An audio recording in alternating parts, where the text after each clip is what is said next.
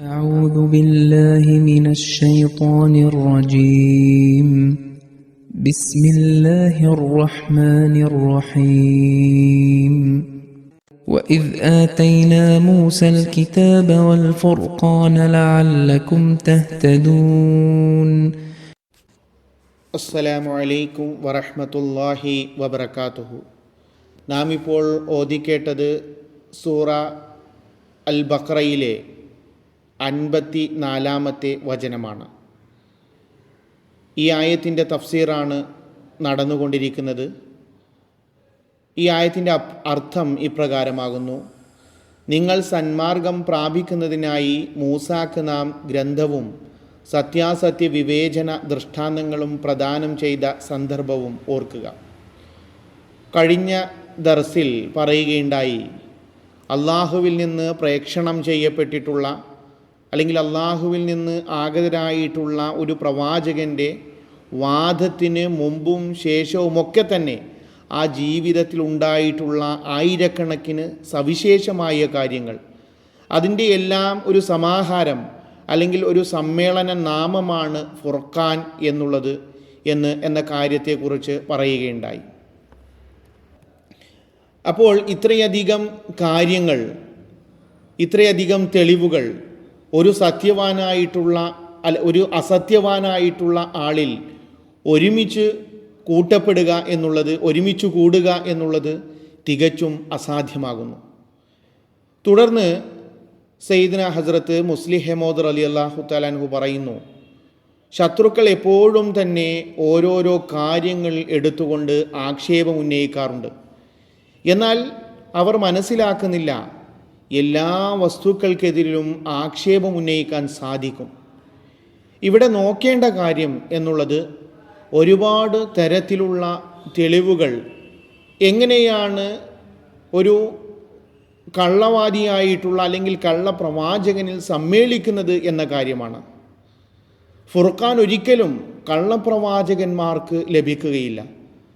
മുഹമ്മദ് മുസ്തഫ സല്ലല്ലാഹു അലൈഹി വസല്ലം തിരുമേനിക്ക് മറ്റുള്ള പ്രവാചകന്മാരിൽ നിന്ന് ഒരു വ്യത്യസ്തത ലഭിച്ചിട്ടുണ്ട്.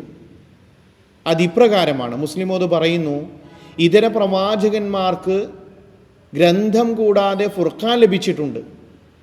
എന്നാൽ നബി സല്ലല്ലാഹു അലൈഹി വസല്ലമിന് അള്ളാഹു ഫുർഖാൻ നൽകിയിട്ടുണ്ട്. അതുകൂടാതെ നബി സല്ലല്ലാഹു അലൈഹി വസല്ലമിൽ ഇറക്കപ്പെട്ടിട്ടുള്ള പരിശുദ്ധ ഖുർആൻ, അതിനെയും അള്ളാഹു ഫുർഖാൻ ആക്കിയിട്ടുണ്ട് എന്നുള്ളതാണ്. നോക്കുക, തൗറാത്തിൻ്റെ സത്യതയ്ക്ക് മൂസ അലൈഹി ഇസ്ലാമിൻ്റെ മറ്റ് ദൃഷ്ടാന്തങ്ങളുടെ ഒരു പിന്തുണ അത് അനുപേക്ഷണീയമാണ്, അത്യാവശ്യമാണ്. അതുകൂടാതെ അതിൻ്റെ സത്യത അവിടെ വെളിപ്പെടുന്നില്ല എന്നുള്ളതാണ്. അതുപോലെ തന്നെ വേദത്തിൻ്റെ കാര്യം നോക്കിയാലും അതിൻ്റെ അവസ്ഥയും ഇതുപോലെ തന്നെയാണ്. എന്നാൽ മുഹമ്മദ് റസൂലുള്ളാഹി സ്വല്ലല്ലാഹു അലൈഹി വസല്ലമിന് നൽകപ്പെട്ട വിശുദ്ധ ഖുർആൻ സ്വയമേവ ഒരു ഫുർഖാനാണ് എന്നുള്ളതാണ്. അതായത് വിശുദ്ധ ഖുർആൻ ഒരു ജീവനുള്ള ഗ്രന്ഥമാണ്. മറ്റുള്ള ദൃഷ്ടാന്തങ്ങൾ ആളുകൾ വിസ്മരിച്ചു കളഞ്ഞാലും അപ്പോഴും വിശുദ്ധ ഖുർആൻ തൻ്റെ സത്യതയ്ക്കുള്ള തെളിവ് തൻ്റെ ഉള്ളിൽ സ്വയം നിലനിർത്തുന്നുണ്ട് എന്നുള്ളതാണ്.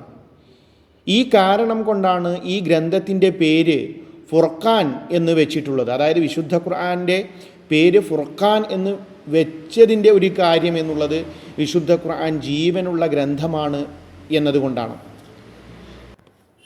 മുൻകഴിഞ്ഞ ഒരു ഇൽഹാമി ഗ്രന്ഥങ്ങൾക്കും ഫുർഖാൻ എന്ന് പേര് വെച്ചിട്ടില്ല. കാരണം ഈ ഗ്രന്ഥങ്ങളുടെ സത്യത തുറന്നു കാട്ടുന്നതിന് മറ്റുള്ള തെളിവുകളുടെ ആവശ്യകതയുണ്ട്. എന്നാൽ വിശുദ്ധ ഖുർആൻ്റെ സത്യതയ്ക്കുള്ള തെളിവ് അതിനുള്ളിൽ സ്വയം തന്നെ ഉണ്ട് എന്നുള്ളതാണ്. അതുകൊണ്ടാണ് വിശുദ്ധ ഖുർആനെ വിശ്വസിക്കുന്നവരെ സംബന്ധിച്ച് യജ്അൽ ലക്കും ഫുർഖാൻ, സൂറ അൻഫായിലെ ആയത്താണ്. അതായത് പറയുന്നു, ഈ ഗ്രന്ഥം സ്വയം ഫുർഖാനാണ്. അതുകൊണ്ട് ഇതിൽ വിശ്വസിക്കുന്ന ആളുകൾ ഈമാൻ്റെ പരമോന്നതിയിൽ എത്തപ്പെടുമ്പോൾ അവർക്ക് ഫുർഖാൻ നൽകപ്പെടുന്നു എന്ന്. ഈ തെളിവ് പ്രവാചകന്മാരുടെ സത്യത തിരിച്ചറിയാനുള്ള ഒരു മികച്ച സമഗ്രമായിട്ടുള്ള തെളിവാകുന്നു. ഏതെങ്കിലും ഒരു വ്യക്തി ഈ തെളിവിനെ മനസ്സിലാക്കിക്കൊണ്ട്, ഈ തെളിവിനെ അപഗ്രഥിച്ചുകൊണ്ട് പ്രവാചകന്മാരെ തിരിച്ചറിയാൻ പരിശ്രമിക്കുകയാണെങ്കിൽ അത്തരത്തിലുള്ള ഒരു വ്യക്തിക്ക് തൻ്റെ കാലത്തെ ഇമാമിനെ തിരിച്ചറിയുക ഒരു പ്രയാസകരമായി മാറുന്നില്ല എന്നുള്ളതാണ്. പിന്നെ അള്ളാഹു ഈ ആയത്തിൽ പറയുന്നു ലഅല്ലക്കും തഹ്തദൂൻ.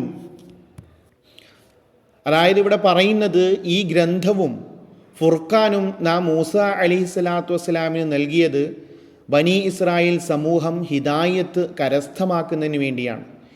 എന്നാൽ വളരെ ഖേദകരമെന്ന് പറയട്ടെ, അവർ ഗ്രന്ഥത്തിൽ നിന്നോ ഫുർഖാനിൽ നിന്നോ പ്രയോജനം കൈക്കൊണ്ടില്ല. ഇവിടെ ലഅല്ല എന്ന പദത്തിൻ്റെ ആശയം സന്ദേഹം പ്രകടിപ്പിക്കുക എന്നാണെന്ന് കരുതരുത്. ഇത് വളരെ രാജകീയമായ ഒരു ശൈലിയാണ്. രാജകീയമായ ശൈലിയിൽ ഇത്തരം പദങ്ങൾ വരുന്ന സമയത്ത് നിശ്ചയമായും എന്ന തരത്തിലുള്ള ആശയമാണ് അത് ഉളവാക്കുന്നത്. രാജാക്കന്മാർ ഉത്തരവ് നൽകുന്ന സമയത്ത് എപ്പോഴും തന്നെ പറയാറുള്ളത്, എഴുതാറുള്ളത്, ഞങ്ങൾ ഇന്ന സമൂഹത്തിൽ നിന്ന് ഇതാണ് പ്രത്യാശിക്കുന്നത് എന്ന രീതിയിലാണ്. എന്നാൽ ഇതുകൊണ്ട് ഒരു കൽപ്പനയാണ് അർത്ഥമാക്കുന്നത്. അതുപോലെ തന്നെ ഇവിടെയും ലഅല്ലക്കും തഹ്തദൂൻ എന്നതുകൊണ്ട് ഇത് തന്നെയാണ് അർത്ഥമാക്കുന്നത്.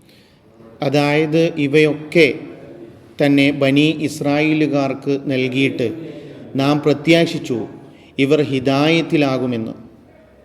അതായത് നമ്മുടെ ഔദാര്യത്തിൻ്റെ ആവശ്യകതയായിരുന്നു അവർ ഹിദായത്തിലെത്തുക എന്നുള്ളത്.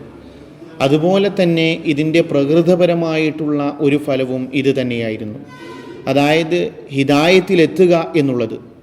എന്നാൽ നാം അവരോട് കാണിച്ച ഔദാര്യത്തിന് അവർ മൂല്യം നൽകിയില്ല.